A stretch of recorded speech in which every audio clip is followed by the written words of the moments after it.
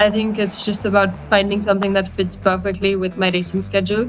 I think it's going to be a bit difficult, but I would love to be able to pursue my education alongside. I spend most of my time with all my dogs, so I'd say home is probably is is amazing. I love coming back home. It's my favorite thing after a really tiring race weekend. I don't know if it counts as one word, but it would probably be my whole life, I guess, or my passion. I guess that's how I would say. It's what I truly enjoy in my life, and it's what I hope to pursue for as long as I can.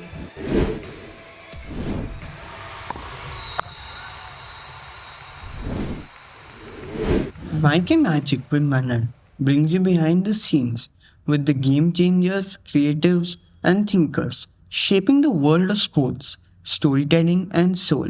Each week, I dive deep with remarkable individuals to uncover what drives them, the lessons they've learned, and the magic that fuels the journey. At just 16, Shriya Lohia is breaking barriers in Indian motorsport. From starting go karting at 9 to becoming the first and youngest female to score points in the Indian F4 Championship, her journey is one of grit, speed, and bold ambition. Shriya joins us to share how she's navigating a male dominant sport and inspiring the next generation. Hi Shriya, thrilled to have you here. So thank you for having me. Do you have a family tradition, especially now that you are an international racing driver and a name in Indian motorsports? Do you all sit together as a family to watch the F1 race when it happens? I wouldn't say we have family traditions particularly, but every now and then we do sit together as a family and watch a few races. But I would definitely say out of our whole family, I'm probably the biggest motorsport enthusiast. So it's usually just me watching the races. But yeah, we do spend a lot of time together. Did you identify with one parent more, mom or dad? I would say I think I'm a mix of both of my parents because I picked up a few traits from my mother, a few from my father. I feel like I'm a bit of both. I would say almost the perfect balance of both. But yeah, I think I'm a bit of both of my parents. I'm not more like one. I'm kind of both, I would say. You mentioned your sister was a national shooter. So was it like your mom accompanied your sister and your dad accompanied you? Or any advice that they gave you that you never forget before a race? Yes, so in most race weekends, that was kind of how it would go because my sister was actively participating in shooting a lot back then. My mother would usually accompany my sister to all of her tournaments, and my dad would always be with me at the racetracks. So, yeah, I think we were like equally spending time, I guess. We were equally split between one parent and one child. But yeah, so that's how we kind of cherish more of our family time. And I guess something I've learned from my parents a lot that matters to me is that they always tell me that I should never give up and I should not give too much value to the results that I get, and I should pay more attention to whether I was able to achieve my personal goals and make progress and get better. I learned that you were homeschooling from grade 6. Which school was this in Himachal Pradesh that supported this way of learning? How did this work?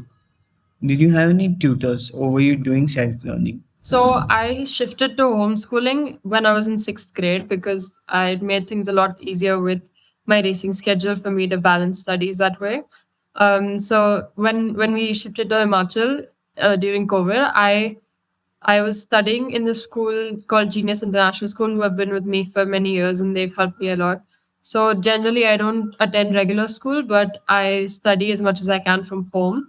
And I only give my exams in person every year, and that makes it a lot easier for me to manage my education alongside my sport. What were your favorite subjects? And what was your choice, science or economics? I chose science. I'm a science student. That's probably the other difficult part of my life, I would say, besides racing. But I enjoy challenges and I took that up for myself. So, yeah, I'm a science student. You also just entered your final leg of schooling, 12th grade. What are your college and career plans going forward? And how are you planning to balance it with your motorsports training? Does the risk of really getting hurt car flips, accidents at the racing track bother you sometimes? So, like I said, I'm just in 12th grade, and it's my last year of primary schooling, I would say. So, for college, I definitely would like to, you know, pursue my further education. And I think it's just about finding something that fits perfectly with my racing schedule. I think it's going to be a bit difficult, but I would love to be able to pursue my education alongside. I have a few plans, so we're kind of just narrowing it down at this point, trying to see what works best. And I guess when you're on the racetrack, I guess every driver kind of has that fear of what could happen because we're in such a risky sport and we're driving at such high speeds. So I guess we all kind of have that fear at the back of our heads, but when we're driving, we don't usually think about it. Obviously, it's nothing that we wish upon anyone else, and we kind of all pray that we can race as safely as possible. You grew up in Himachal Pradesh, but most of your training was in the south of India, Bangalore.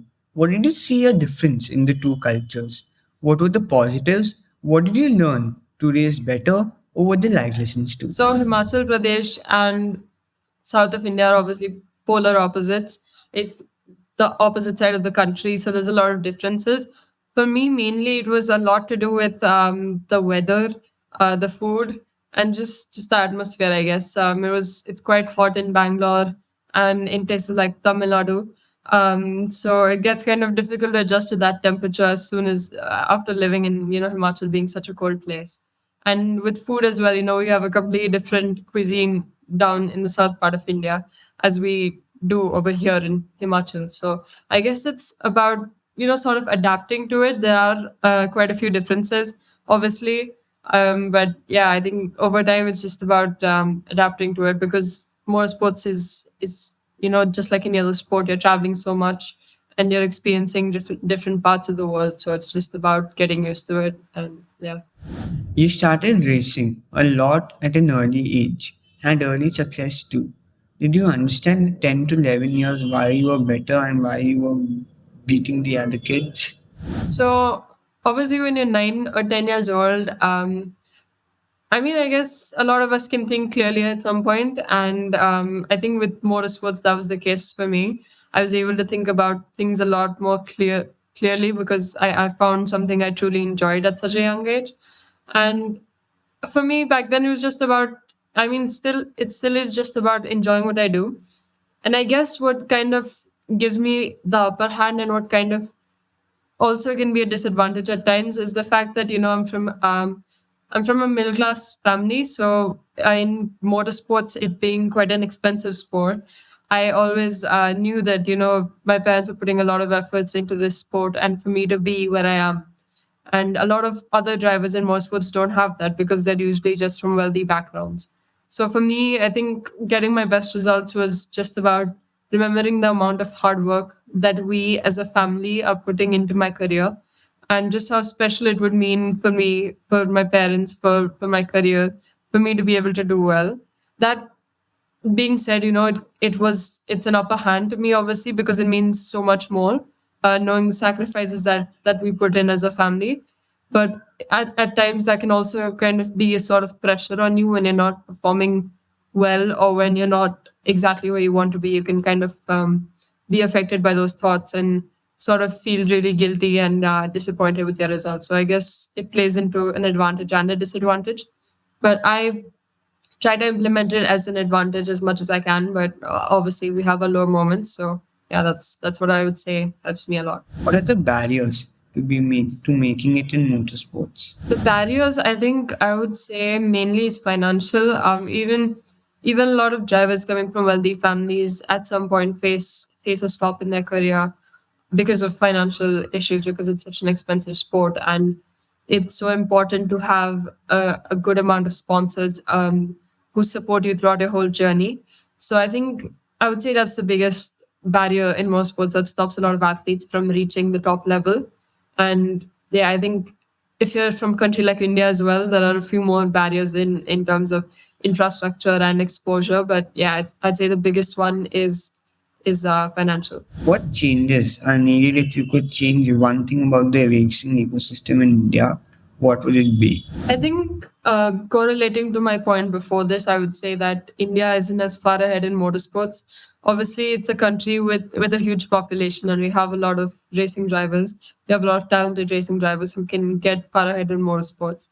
Um, I'd say it's about improving the infrastructure that we have here and sort of the pathway that we have for motorsports and how our athletes can grow from here because in places like Europe, in a lot of European countries, there's a lot more infrastructure, a lot more support given to these racing drivers to reach their full potential. So I'd say at the moment, that's kind of what's lacking in India. We don't have the adequate exposure and infrastructure needed to really reach up truest potential and compete with the foreign drivers. What was the best advice you received from your coach, Akbar Ibrahim and Sohil Shah? Both of them were really pivotal coaches for me in my life. They've taught me so much in racing and as well as life lessons. So I'd say, I guess the main thing that I've learned from them is to not, because being a female in the sport and because I joined it at such a young age, every now and then I do have a lot of critics who have things to say about me or my career. And I also have people just targeting me purely because of my gender. So they've always told me to not pay attention to what the outside world thinks or what anyone else has to say about me and just focus on giving it my 100% on track because that's all that will really matter at the end of the day. How did it feel stepping up from the FMSCI winner to the first Indian F4 championship to the Pradhan Mantri Rashtriya Bal Puraskar award? What is it like stepping up on that podium?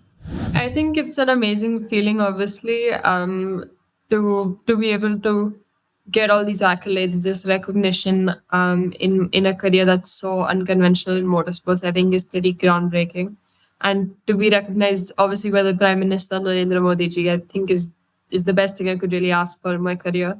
It's something that's so important to motorsports, so important to promoting women in male-dominated fields, and just pushing a child's dreams. Just it's just made me so happy, so much more motivated to pursue my career and sort of make things better for my country, to bring more talent in from motorsports and make my family proud, make my country proud. So I think it's just the greatest feeling ever, just to get that recognition, those accolades, and see that your hard work is being appreciated and at the highest level possible. So yeah, I think it's just an amazing feeling. Was it easy to get your license for the racing track? Tell us a bit more about it. I can't wait to get my license and start driving, but my mom says I have to wait till 18 to do so. Do you feel like cheating sometimes and want to drive on the road? Has that happened? So the license I currently have is a racing license, which is only valid on racetracks around the world or in any racing competitions that I participate in. So I got this license from the FMSCA, which is the Federation of Motorsports Clubs of India, after a lot of trainings. So that's when I got my racing license, and it's not valid on the road. So I still don't have a driver's license on the road. I get that next year when I turn 18. But I guess I'm not really more of sort of a rebel child. I never feel like I want to disobey my parents or disobey the rules. I've never really driven on the road much. But yeah, so I'm just kind of waiting for my license, and I'm just happy enough that I get to pursue my passion in motorsports. So that's all I'm really grateful for. I don't see the need to go against the law. You represented the Hyderabad Blackbirds owned by the Telugu actor Naga Chaitanya. I didn't even know there was an IPL format for Indian motorsports. And it's quite cool. How was it when you got there? How were you treated by other people in the team? Did the team owner tell you anything interesting? So with Hyderabad Blackbirds, they're a great team, honestly. Obviously owned by Naga Chaitanya is a pretty big thing for us. It's kind of like the equivalent of the IPL, which is the Indian Racing League and the Indian Formula 4 Championship, which is huge, which is a huge development for motorsports in India. And just to see all of this happening means that we're heading in the right direction with motorsports. For me, in Hyderabad Blackbirds, it's honestly a great experience. We have a lot of experienced drivers racing in the Indian Racing League alongside. So I've had lots of guidance. I've had lots of mentorship from them whenever I had any doubts or whenever I just need to talk to someone. I could easily go to one of my teammates and ask them for advice because they're also experienced and also kind and helpful. Even Naga Chaitanya himself, in fact, he's a car enthusiast himself. So he kind of drove the same car that I'd driven once.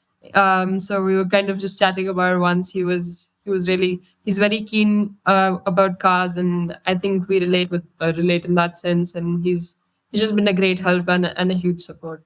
After the racing competition and long travels that it involves, how much you look forward to coming back home? Do you enjoy being home?